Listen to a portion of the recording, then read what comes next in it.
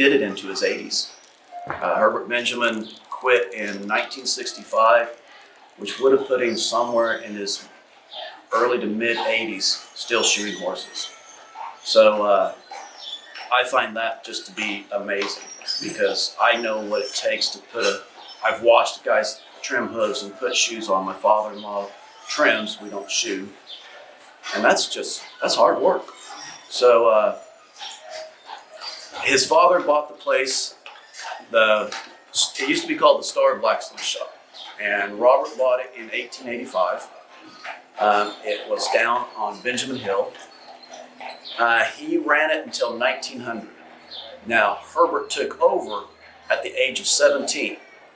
That doesn't mean that's when he started.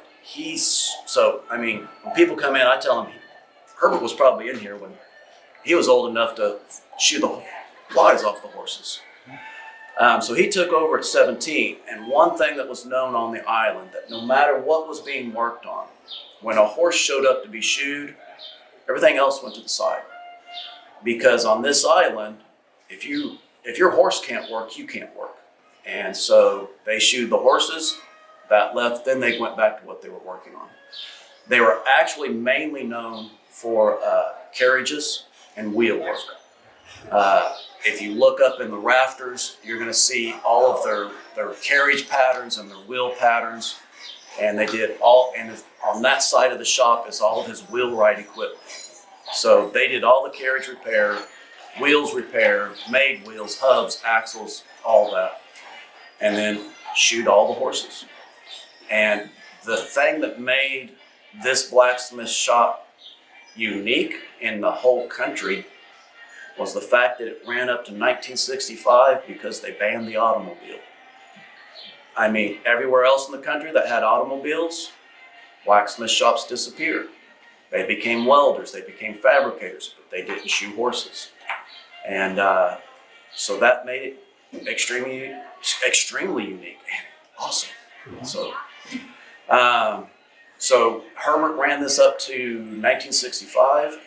Family donated it to the Historic State Parks in 68. And just for the convenience sake of the visitors, they moved it from Benjamin Hill to downtown, which actually makes the shop's fourth location. The shop started at Stone Church over by the Grand Hotel, got moved to one of the hotels, near a hotel, moved down to Benjamin Hill, and then its final resting place is here downtown. So you mean the structure itself was relocated, just like some of the times came from St. Ignace. I mean, sometimes the shop would just be its contents got moved. But when it was down on Benjamin Hill, they were able to save the floor and part of the interior structure, but the walls and roof had to be replaced just from age and use. So these floors, 1800s. Do you have an idea of what the horse population was when the shop was? That I don't know. Okay. I know that we range anywhere from 400 to 600 right now. And that is why there are 3 full-time farriers and an apprentice on this island, because that's a lot of shoes. A lot of shoes. And with the the shoes they wear nowadays to try and save the asphalt, they only last 4 to 5 weeks. Do you have much history about the city ordinance about the? No, all I know is that it passed about just a few years ago, just to cut down costs on asphalting the streets. I think it's been in place for a long time, but it hasn't been enforced. But it wasn't being enforced. Right. Now they like to enforce it because of cost. Right. And now you're going to run into a few horses on the island that do not have the rubber shoes on. 2 reasons I have discovered from people telling me. Some horses just don't like them. And they will throw a fit and they'll prance around and they won't walk with them. They don't like them. And then, of course, there are the horses that need corrective shoes. And you cannot correct these because you cannot, you can open them and close them, you cannot shape them. So the farrier has to be able to shape the hoof. And if you can't shape the hoof, you have to go back to the metal for the corrective shoe. So, 3 full-time farriers. That's, at peak, you could have 2,400 feet to have to shoe. Constant. And I love when the people come in because the first thing they're attracted to is this guy. because it's so big. And then they wonder why it's bent. And I'm like, well, So it's got sprung in the shoe in the yeah, heel somebody spreader. stepped on a curb possibly and threw a shoe, and that Well, takes a lot that of one weight. was sprung in the heel spreader. I can Yeah. guarantee it because I know how to do that too. They, you know, So in order to shape those, they've got an arm on 2 pins, and you hook one heel on one pin and one on the other, and then your arm, you Just opens mechanically them. just lever pull the heels open. And if you don't get this set on those pins right, it's popping. you pull it out of flat and spring. Yeah. And once it's like that, it's junk. Yeah. You can't do anything with it. So, well, what amazes me, I found these only last 4 to 5 weeks. Right. That's a Well, a horse's foot is normally maintained on, Yes. we read in the books all the time, an average of 6 to 8 weeks. So 5 weeks is not an unusual Okay. schedule. And that's what my horses that I shoe over here, I do on 5-week schedule. But they're wearing steel shoes. The thing that I found interesting, because people started asking me, why do we shoe horses? And so I went and looked it up, and I was like, we started shoeing them as soon as we started working them, because we figured out that it wore their hooves down. Right, And I found, like, pre-Roman days, we were putting them in leather booties. right. And I was like, that would have been an interesting sight, to see a horse Yeah. in leather booties. Yeah, so I always tell people there's 3 reasons that we shoe horses, and one is when wear exceeds growth. Mm-hmm. In order to enhance a job ability, which, traction, train. going up a hill, pulling or whatever. Each discipline will have different specifications that assist in their job. Or when you can't achieve balance without a shoe, and you're Right. trying to balance a hoof capsule on the limb and a horse and everything all at the same time. So that's kind of my answer to why we shoe horses. It's usually the number one question asked when people come in is, do you shoe horses? And tell us about the shoes. We always have an example out here for the show. And so we try to show them that, not only did they shoe the horses, but they did, everything else on top of it. They even repaired people's glasses here. So they did everything. Now, this is what I did find interesting. They also did the horse's teeth here. Mm-hmm. So not only did they shoe them, they did a little veterinary work on their teeth. I found that unique because not all farriers float teeth all No. the time. No. I leave that to the vets. But the Benjamins floated teeth. I guess they actually possibly pulled one every once in a while because we have a pair of pliers over there for that.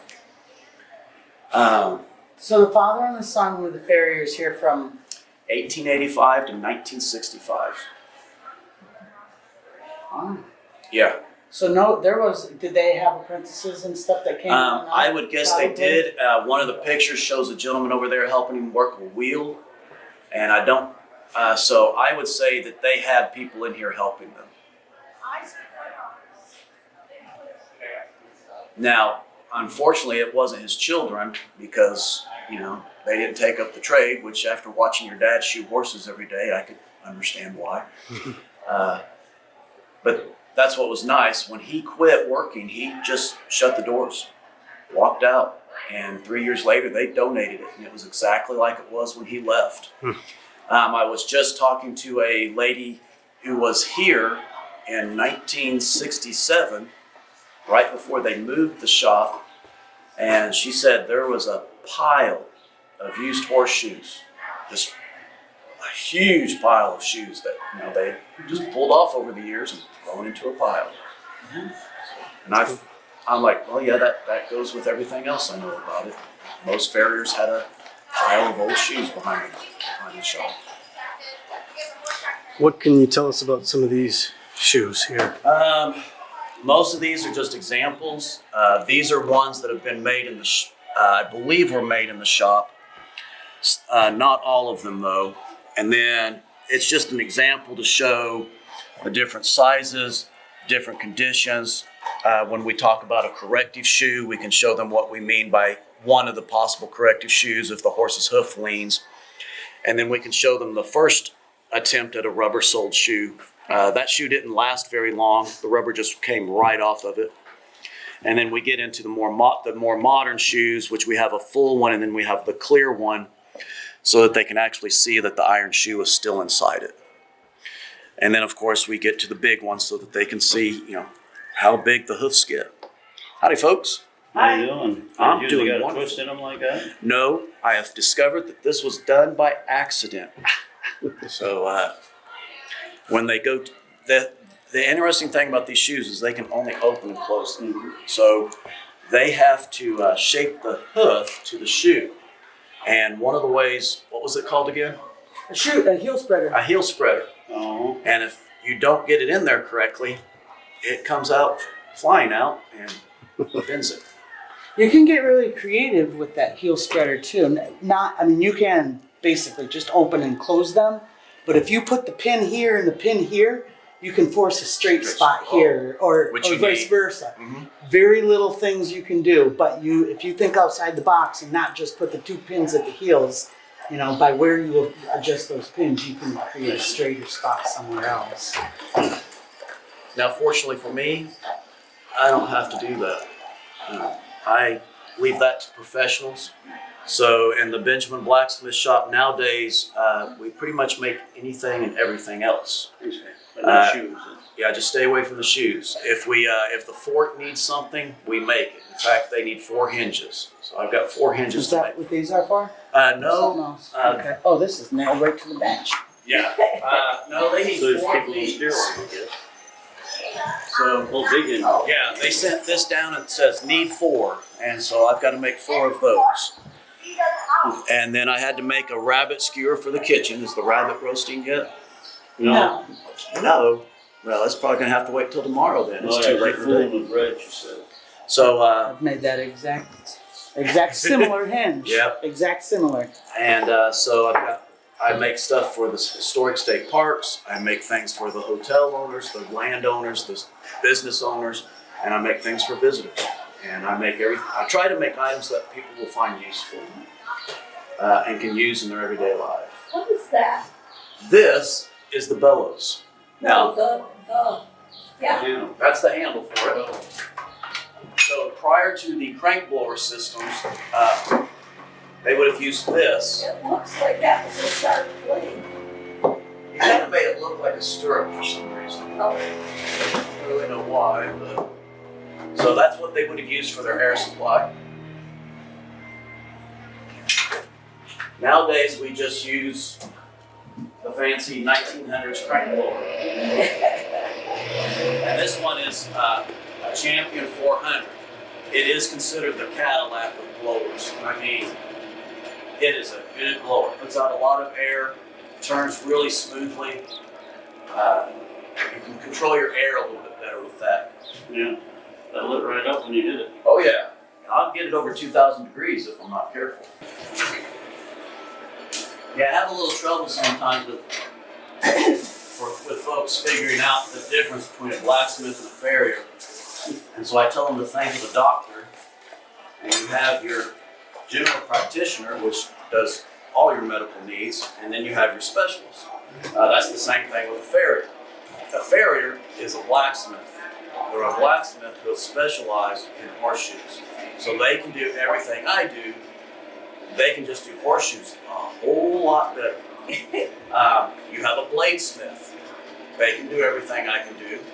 They just do knives better than I do. Where I make knives, I can make a horseshoe. Don't put it on your horse though. And then I just make everything else. So I concentrate on just trying to do the supplies that everybody needs around on the island. What's your favorite thing to make? Toolboxes. Really? Yep. And then I love to make the hardware for them. Oh, okay. So you're incorporating the woodwork. Yes, I like to do the woodwork mixed in, and then I like to do like small end tables. I like to mix my wood with my metal. Mhm. I like the way the black iron floats with wood. What's your pet peeve in the shop? Tourists. Actually, I like talking, so tourists don't bother me at all. I don't know. Probably be when the metal doesn't do what I want it to do. You know, or I don't have a pair of tongs to hold it correctly. That gets irritating.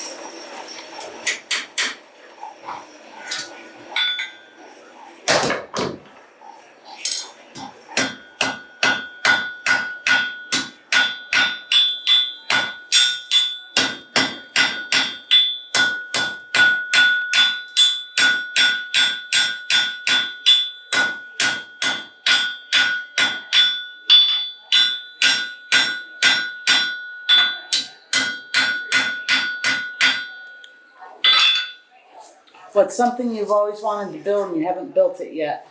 I'm actually working on it. I want to make a portable forge with bellows. I do a lot of demonstrations back home, and I travel with all of them. And right now I travel with a little rivet forge. And then the guy I hammer with that travels with me, he has a lever crank. And so I'd like to get a bellows one made, and I've got the bellows, and they're a little 3/4 size, and I'm working on restoring them, and then I'm going to kind of do a little hand cart system with it, so that we can just have all All the three different types. and just show the history of it. And I actually like working with bellows. I've done that before. It's kind of nice because you have your rhythm at your anvil with your hammer, and then with bellows you've got your rhythm at the forge with the pulling of the lever and the handle. So, and I'm also just working on what's called an Oliver, which is it's like a treadle hammer, except you make it to actually hit your anvil. Okay. And so that's actually in progress in my shop back home, and it'll be portable also, so I can take a kind of a treadle hammer and show people how that used to work also. How would I love a power hammer? Oh yeah.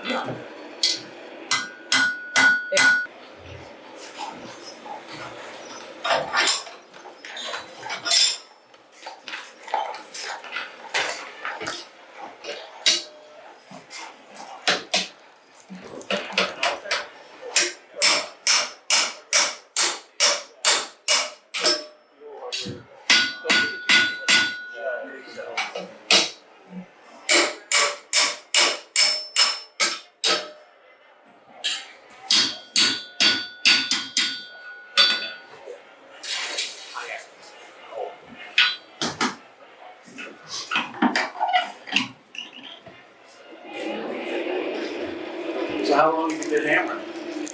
30 years. I've been 26 this summer.